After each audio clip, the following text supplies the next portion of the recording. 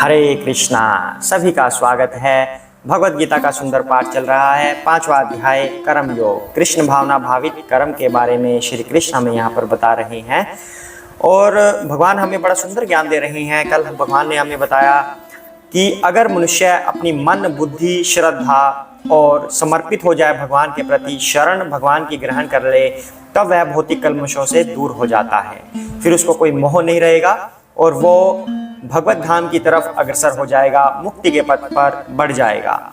दूसरा भगवान ने बताया कि ऐसा व्यक्ति, जो पुरुष ज्ञानी हो जाता है, वह सबको समभाव से देखता है, वह साधु पुरुष बन जाता है।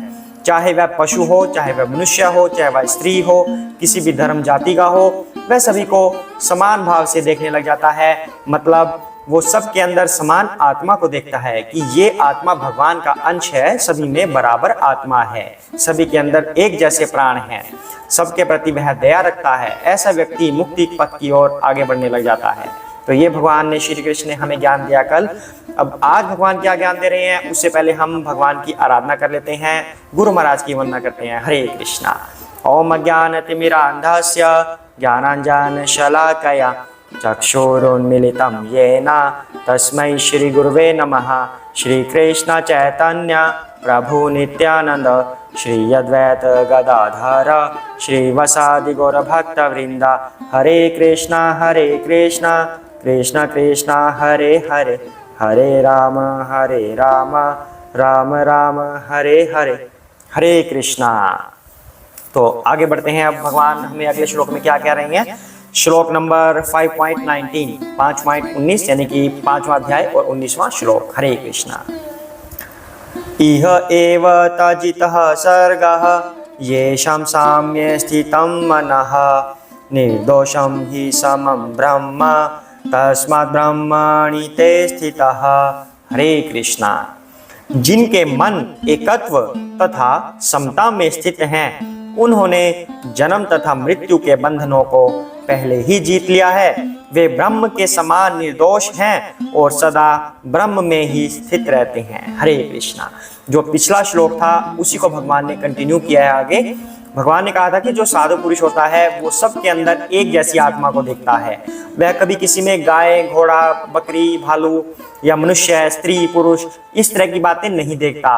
वह कैसे देखता है? समभाव से। आत्मा 1, आत्मा 2, आत्मा 3 यानी कि बकरी, घोड़ा, कोई दूसरा पशु, जानवर, शेर, चीता, मनुष्य, स्त्री, पुरुष, कोई दूसरे धर्म का, हिंदू, मुस्लिम, सिख, ईसाई, सभी एक लाइन में खड़े हैं। तो वह क्या देखेगा? वह उनको गधा, घोड़ा, बिल्ली, मनुष्य, पुरुष, स्त्री ऐसे नहीं बोलेगा। वह ऐसे देखेगा आत्मा 1, आत्मा 2, आत्मा 3, आत्मा 4, आत्मा 5। इस तरह से वह देखेगा कि ये सभी भगवान की आत्माएं हैं, भगवान से निकले हुए एक अंश हैं जो आत्मा के रूप में इनके शरीरों में विद्यमान है। मैं भी एक आत्मा हूँ, इसलिए सभी हम एक समान हुए। जो इस तरह से देखता है, कहते हैं कि उसने पहले ही जन्म मृत्यु के बंधनों से अपने आप को मुक्त कर लिया है और वह ब्रह्म के समान निर्दोष है और ब्रह्म में ही स्थित है। क्योंकि जब उसने आत्मा का ज्ञान प्राप्त कर लिया तो वह सभी जीवों को एक जैसा देखता है कि वे सभी भगवान के अंश हैं।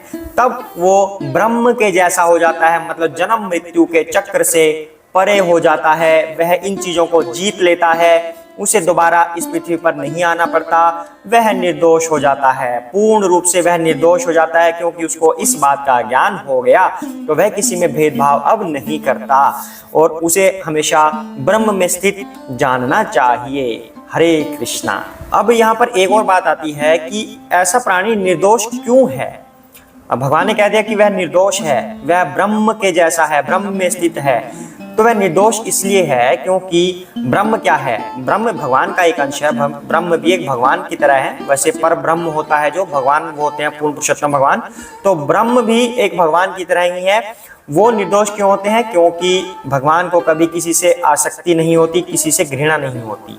जब इंसान सबको एक जैसा देखने लग जाता है कि ये सब आत्माएं हैं, तो वह किसी के प्रति कुछ भी गलत कार्य नहीं करता, किसी से कोई आसक्ति नहीं रखता, किसी से कोई घृणा नहीं करता। तो वह मुक्ति का अधिकारी बन जाता है। इसलिए वह ब्रह्म के समान हो जाता है, क्योंकि ब्रह्म को भी किसी में आसक्ति नहीं रहती और इंसान को भी किसी से आसक्ति अगर ना रहे तो सबको सेम भाव से देखता है, समभाव से देखता है, तब वह ऑटोमेटिकली ब्रह्म जैसा हो जाता है, निर्दोष हो जाता है। हरे कृष्णा। अब आगे नेक्स्ट श्लोक करते हैं, श्लोक नंबर 20, 5वें अध्याय का 20वां श्लोक। न प्रहृष्येत् प्रियं प्राप्य न द्विजेत् प्राप्य च अप्रियं स्थिरबुद्धि असम्मूढ़ ब्रह्मवित् ब्रह्मणि स्थितः। हरे कृष्णा। जो न तो प्रिय वस्तु को पाकर हर्षित होता है और न अप्रिय को पाकर विचलित होता है, जो स्थिर बुद्धि है, जो मोह रहित है और भगवत विद्या को जानने वाला है, वह पहले से ही ब्रह्म में स्थित रहता है। हरे कृष्णा। अब ये जो भगवान ने एग्जाम्पल लिया है हमारे सामने, जो ये बात बोली है, ये ऐसा पुरुष कौन होता है? ऐसे तो स्वयं श्री राम हैं, जो कृष्ण के ही एक रूप हैं, श्री राम। श्री राम कभी भी प्रिय वस्तु को देखकर या पाकर कभी बहुत ज्यादा खुश नहीं होते थे, अप्रिय कुछ हो जाने पर दुखी नहीं होते थे। फॉर एग्जाम्पल, जब उनके सामने एक वनवास की बात रखी गई, पहले तो उनको राज्याभिषेक के लिए बोला गया, मतलब प्रिय वस्तु मिली, तो श्री राम बहुत ज्यादा खुश नहीं हुए, बल्कि उन्होंने तो ऐसा कहा कि मैं इस चेयर के योग्य नहीं हूँ, इस पद के मैं योग्य नहीं हूँ, ये पद तो पिताश्री का है, मैं तो सिर्फ उनका अनुसरण करना चाहता हूँ। तो मतलब श्री राम को कोई ज्यादा खुशी नहीं हुई थी कि मुझे ये पद मिल रहा है। और जब उनको एकदम से बोला गया कि आपको वनवास जाना है, तब वह एकदम से दुखी भी नहीं हुए, बल्कि उस समय भी वो खुश ही थे कि उन्हें साधु संतों का संग मिलेगा। जिस लक्ष्य को पूरा करने के लिए वो आए हैं, वो लक्ष्य वो पूरा कर पाएंगे, वो तब भी प्रसन्न थे। लेकिन प्रिय मिलने पर बहुत ज्यादा खुश नहीं हुए और अप्रिय होने पर दुखी नहीं हुए। तो ऐसे तो श्री राम हैं। यही श्री कृष्ण हमें कहना चाहते हैं कि श्री राम जब भगवान होकर जो मानव अवतार उन्होंने लिया था, तो मानव की तरह वो बिहेव कर रहे थे, तो हम क्यों ना करें?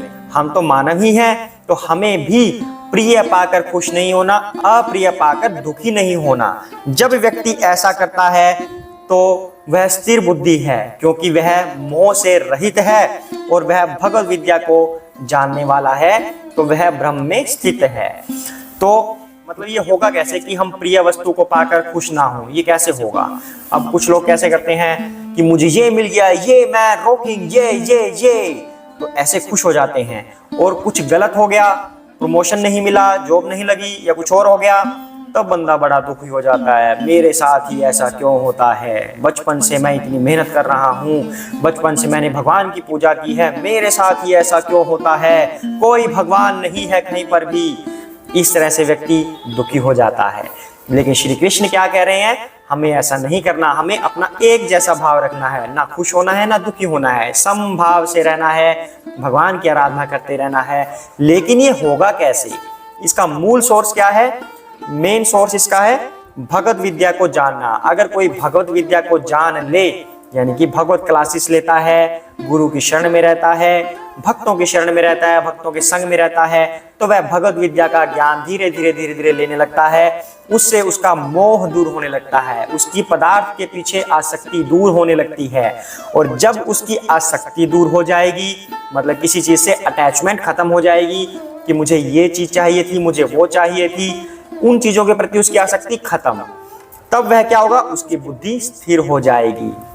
अब जब व्यक्ति को कुछ चाहिए ही नहीं इस संसार से, उसे सिर्फ और सिर्फ भगवान चाहिए, तब उसकी इस संसार के प्रति अटैचमेंट खत्म और मन उसका शांत हो जाएगा, बुद्धि स्थिर हो जाएगी। और अगर उसकी बुद्धि स्थिर हो गई, इसका मतलब क्या है? न उसे कुछ प्रिय लगेगा, न कुछ उसे अप्रिय लगेगा, उसे सब एक जैसा लगेगा। प्रिय आने पर उसे लगेगा कि भगवान ने मेरे लिए कुछ भेजा है, यह वस्तु भगवान ने मुझे दी है ताकि मैं इसका उपयोग करके भगवान की सेवा कर पाऊं। ठीक है, भगवान ने ये मौका इस तरह से दिया है। अप्रिय कुछ हो गया, गलत हो गया, तो सोचेगा कि भगवान ने मुझे किसी चीज से बचाया होगा, इसलिए चलो अप्रिय इस तरह की घटना हो गई, ठीक है, मैं किसी बेकार चीज से बच गया, इसमें टल गया, तो मतलब वो दुखी भी नहीं हुआ, तो वह ऑटोमेटिकली सेम भाव में रहेगा। अप्रिय होने पर भी सोचेगा कि मुझे भगवान ने ये प्रिय इसलिए नहीं दी ताकि मैं भगवान का दामन ना छोड़ दूं, मैं भगवान को पकड़ के रखूं। अल्टीमेट गोल तो मेरा यही है कि मुझे तो भगवान की सेवा करनी है, इसलिए वह प्रिय और अप्रिय दोनों में सेम रहने लगता है। तो उसका मूल सोर्स क्या हुआ?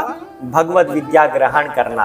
तब व्यक्ति प्रिय और अप्रिय में सेम रहेगा और सभी दुखों से वो बच पाएगा, उसे किसी चीज की आसक्ति नहीं रहेगी और वह एक जैसा हो जाएगा और वह खुश रहने लगेगा। अब कहते हैं ना कि खुश रहने की क्या कुंजी है। अब संसार में, इस दुनिया में, कलयुग में खुश कैसे रहा जाए? हर व्यक्ति स्ट्रेस में जीता है, तनाव में जीता है। तो इस तनाव को दूर कैसे किया जाए? हम खुश कैसे रहें? खुश तो सिर्फ और सिर्फ भगवान की शरण में रहने से हुआ जा सकता है। इस भौतिक जगत में कुछ और चीजें पाकर हम खुश नहीं रह सकते। कितने ही बड़े बंगले बना लीजिए, कितनी बड़ी गाड़ियां ले लीजिए, कितने अच्छे अच्छे सुंदर गद्दे ले लीजिए सोने के लिए, पर खुश ऐसे नहीं रहा जा सकता। जो मर्जी आप प्राप्त कर लीजिए, करोड़ों अरबों रुपए कमा लीजिए, पर आप खुश ऐसे नहीं रह सकते। जब तक भगवान की शरण हमारे पास नहीं होगी, तब तक हम खुश नहीं रह सकते, तब तक हमारा मन शांत नहीं रह सकता। भगवत विद्या ही इसका एक मूल सोर्स है। भगवत विद्या ग्रहण कीजिए, तब आप धीरे धीरे धीरे धीरे मन को शांत कर पाएंगे और भगवान की सेवा करने लगेंगे। प्रिय अप्रिय दोनों में सेम रहेंगे, तब आप स्ट्रेस से दूर रहेंगे और हमेशा खुश रहने लगेंगे। कर्म करने हैं, ये नहीं कहता कोई भी। भगवत गीता ये नहीं कहती कि आप कर्म करना छोड़ दीजिए अपने भौतिक जगत में। कर्म करना है, अर्निंग करनी है, इस भाव से करनी है कि हमें इससे भगवान की सेवा ही करनी है। हम जो भी कर रहे हैं उसका अल्टीमेट गोल भगवान की सेवा करना है। भगवान की सेवा में चाहे जो मर्जी होता रहे, रास्ते में कितनी भी दिक्कतें आए, कुछ भी होता रहे, लेकिन हमारा गोल तो सेवा करना है। अगर हम नहीं कर पा रहे तो भगवान की मर्जी है कि भगवान हमसे नहीं करवा रहे, उसमें चिंतित हो सकते हैं कि हम सेवा नहीं कर पा रहे, ये नहीं मिल रहा, वो नहीं मिल रहा, ये कोई चिंता का कारण नहीं होना चाहिए, क्योंकि हमारा अल्टीमेट गोल सेवा है। तो इसलिए भगवत विद्या ग्रहण करना बहुत ही आवश्यक है। आज ही आप श्रीमद् भगवद गीता की यह पुस्तक ले सकते हैं और इस पुस्तक को लेकर पढ़ना शुरू कीजिए। लेक्चर तो आप सुन ही रहे हैं, लेक्चर सुन के फिर उसके ऊपर मंथन कीजिए, तब आपका जीवन सफल हो जाएगा और ये तनाव से आप मुक्त हो जाएंगे और खुश रहने लगेंगे। हरे कृष्णा। आज के लिए इतना ही करते हैं, सभी साथ में बोलेंगे जय श्री कृष्ण चैतन्य प्रभु नित्यानंदा श्री अद्वैत गदाधर श्री वसादि गौर भक्त वृंदा। हरे कृष्ण कृष्ण कृष्ण हरे हरे, हरे राम राम राम हरे हरे, हरे कृष्णा।